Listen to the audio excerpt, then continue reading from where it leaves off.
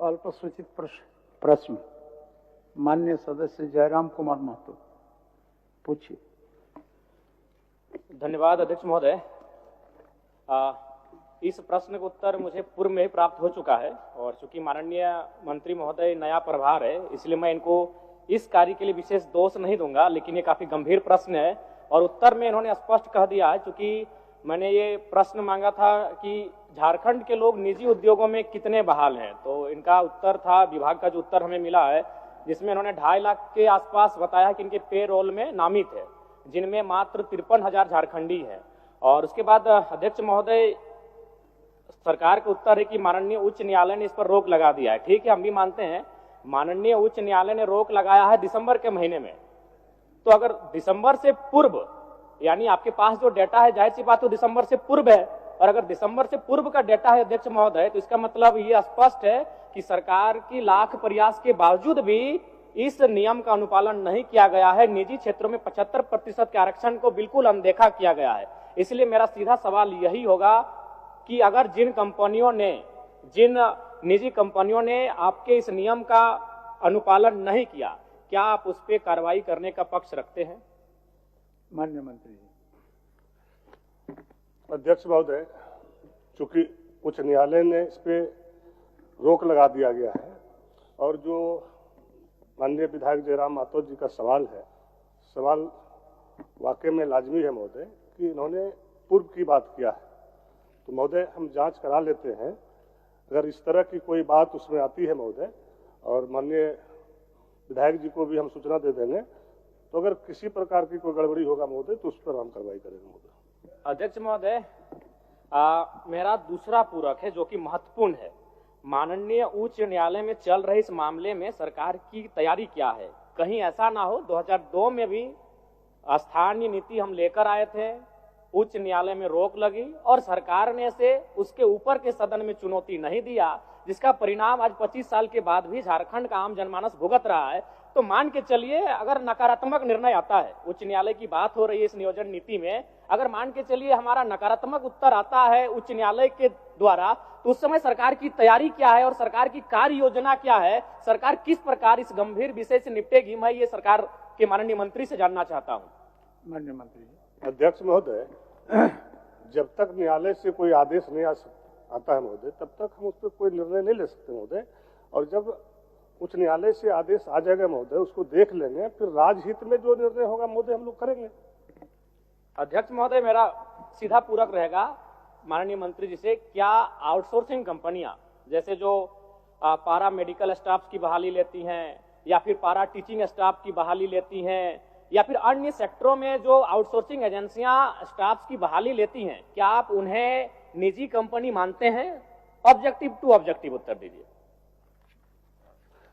अध्यक्ष महोदय, हमने साफ शब्दों में कहा महोदय कि जब तक उच्च न्यायालय से कोई आदेश पारित नहीं हो जाता महोदय, हम कुछ भी बोलने से जो है इनकार रहते हैं महोदय, क्योंकि ये मामला अभी न्यायालय में चल रहा है।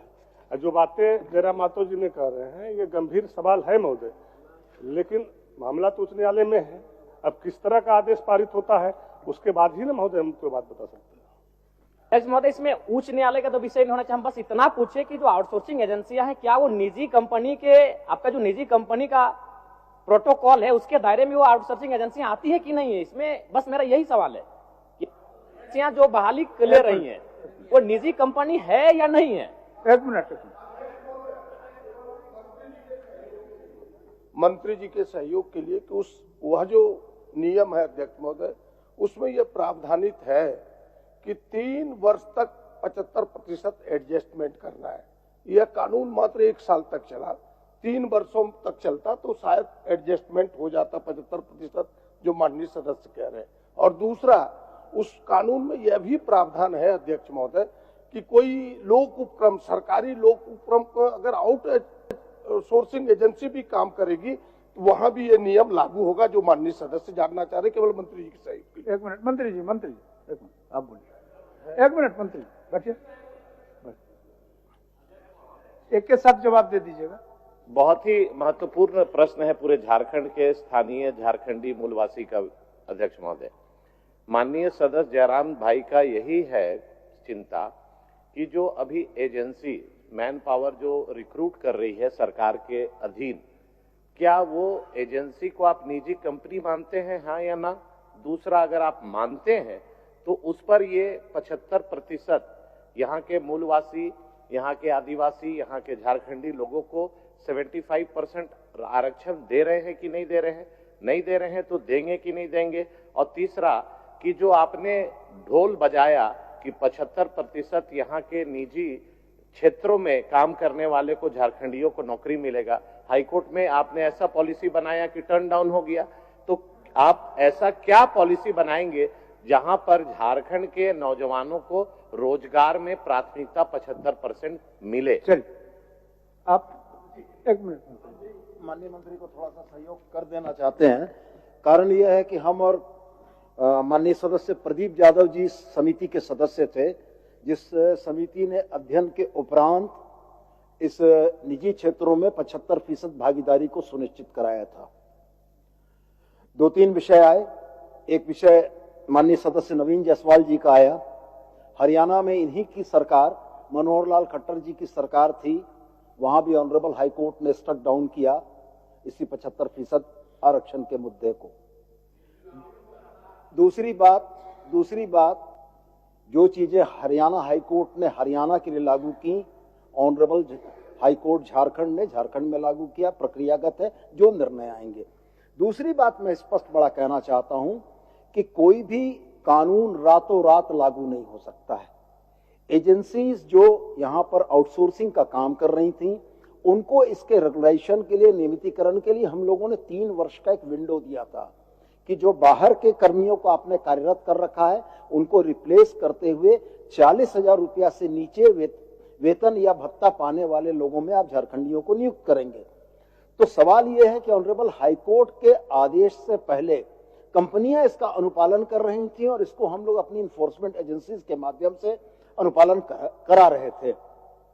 माननीय उच्च न्यायालय का न्यायाधीश जब इन बातों को भी रोकता है तो आउटसोर्सिंग कंपनी में भी इन चीजों को लागू कर पाना संभव नहीं है, क्योंकि यह न्यायाधीश का उल्लंघन होगा। और जहां तक रह गया सवाल आउटसोर्सिंग कंपनियों के निजी होने का और नहीं होने का, तो वास्तव में वो तो निजी कंपनियां हैं ही, लेकिन यह कानून उन पर इसलिए प्रभावी नहीं है कि न्यायाधीश ने हमारे हाथ बांध रखे हैं। मान्यवर। माननीय मंत्री जी, माननीय सदस्य, प्रश्नकर्ता का एक ही सवाल है आपसे। प्रश्नकर्ता चाह रहे हैं जो निजी कंपनी अपना अहर्ता को, निजी कंपनी होने का जो अहर्ता है उसको रखता है या नहीं, यही ना जयराम जी? ठीक, बोलिए। अध्यक्ष महोदय, आउटसोर्सिंग एजेंसी निजी कंपनी मानती है महोदय, और जो बातें 75% का है महोदय, साफ शब्दों में माननीय सदस्य सोनू जी ने, प्रदीप जी ने, नवीन जी ने क्लियर कर दिया महोदय। और इस चीजों को जैसे भी हाईकोर्ट का आदेश आता महोदय, अब क्या आदेश आता है उसके बावजूद हम लोग निर्णय लेंगे महोदय। ठीक ठीक। लास्ट हम आप उसके बाद बैठ ही जाएंगे, हम सवाल नहीं करेंगे। कुछ भी साफ साफ नहीं। अध्यक्ष महोदय, माननीय मंत्री, 2 मंत्री खड़े होकर हमें संतुष्ट नहीं कर पा रहे। हाईकोर्ट ने, ठीक है, दिसंबर महीने में रोक लगाया है, हम मान रहे हैं, दिसंबर महीने में हाईकोर्ट ने रोक लगाया है, लेकिन आप जो डेटा दे रहे हो 2022 से लेकर 2024 तक का दे रहे हैं, और उस डेटा के अनुसार आप मान रहे हैं, अध्यक्ष महोदय, उस डेटा के अनुसार ये मान रहे हैं कि 53,000 झारखंडी वर्कर हैं, 2 लाख गैर झारखंडी हैं। तो कैसे हम अपने आप को संतुष्ट कर पाएंगे? ना हम संतुष्ट हो पा रहे हैं, ना आज इस सत्र को घरों में बैठकर जो झारखंडी देख रहे हैं वो युवा संतुष्ट हो पाएंगे। आप खुद मान रहे हैं, आप कह रहे हैं कि आपके पेरोल में 2,46,000 वर्कर नामित हैं, जिसमें मात्र 53,000 झारखंडी है। तो हम कैसे संतुष्ट हो पाएंगे? अगर उसको परसेंटेज में तब्दील करते हैं तो 21% होता है, तो अब किस मुंह से 75% आरक्षण की बात करें? मैं मंत्री महोदय आपको दोष नहीं दे रहा, क्योंकि आप नए आए हैं, लेकिन इससे पूर्व जो कार्यकाल जिन्होंने संभाला है उनसे भूल हुआ है, स्वीकारिए। दूसरी बात, जो हम बैठ रहे हैं, अब हम कुछ भी बहस नहीं करने जा रहे, राज्य की जनता सुन रही है।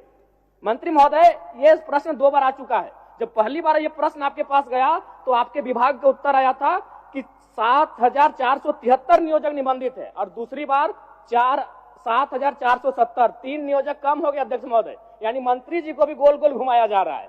5 दिन पहले मेरा यही प्रश्न आया था, 7,473 नियोजक थे, और आज मेरा प्रश्न जब दोबारा आया है तो 7,470 नियोजक हो चुके हैं। मंत्री जी को खुद गोल गोल घुमाया जा रहा है। ये इस राज्य की दुर्दशा है। हम कुछ मान्य सदस्य